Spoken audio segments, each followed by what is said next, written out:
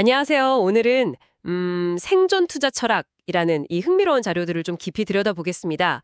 사실 뭐 화려한 수익률 이야기 참 많잖아요. 근데 그 뒤에는 어떻게 살아남을 것인가 이게 있죠.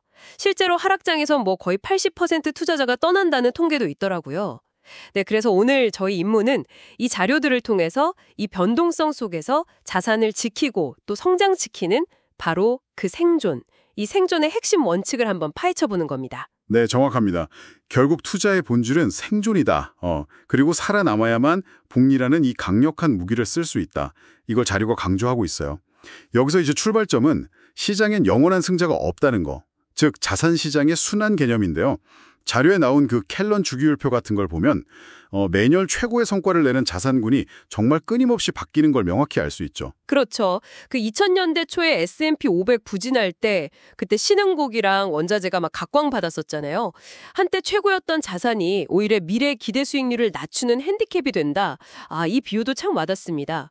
그 찰리 먼거 말처럼 싸면 비싸지고 또 비싸면 싸질 수 있다. 뭐 이런 순환의 법칙인 셈인데 이걸 보면 단기 성과만으로 전략을 평가하는 게 진짜 위험하겠구나 싶네요. 자료에서도 하나의 완전한 경기 순환 이걸 꼭 봐야 한다고 지적하죠. 바로 그겁니다. 네, 단기 실적에 막 일희일비하지 않고 전체 사이클을 봐야 그래야 객관적인 평가가 가능한 거죠. 이런 순환 속에서 투자 전략도 좀 진화하게 되는데요.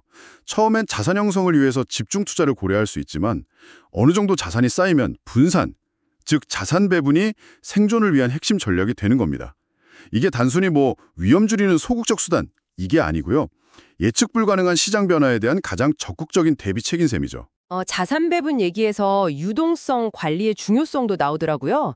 아무리 좋은 자산이라도 필요할 때 현금화 못하면 이게 뭐 위기 상황에선 소용없잖아요.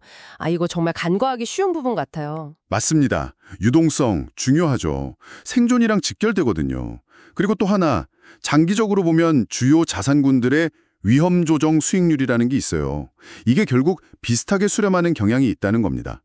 그러니까 뭐 어떤 특정 자산군이 영원히 그냥 압도적인 성과를 내는 게 아니고 각자 위험 수준에 맞는 보상을 준다는 거죠. 그래서 단순히 수익률만 볼 게 아니라 감수한 위험 대비 얼마나 효율적인 수익을 냈냐. 예를 들어 부동산 투자의 레버리지 위험 같은 거.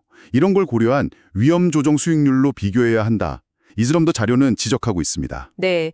자, 여기서 이제 정말 흥미로운 지점으로 넘어가 보죠. 위기 시 달러 가치가 급등하는 현상. 이게 단순 안전자산 선호 이것 때문만은 아니라는 분석이 아주 인상 깊었어요. 글로벌 부채 시스템의 구조적인 문제. 그러니까 만기 연장의 중단 때문이라는 건데 이게 왜 달러 폭등의 핵심 기제가 되는 건가요? 좀 더 설명해 주시죠. 네, 핵심적인 질문 주셨네요. 평소에는 금융기관들이 달러 부채 만기를 계속 연장해 줍니다.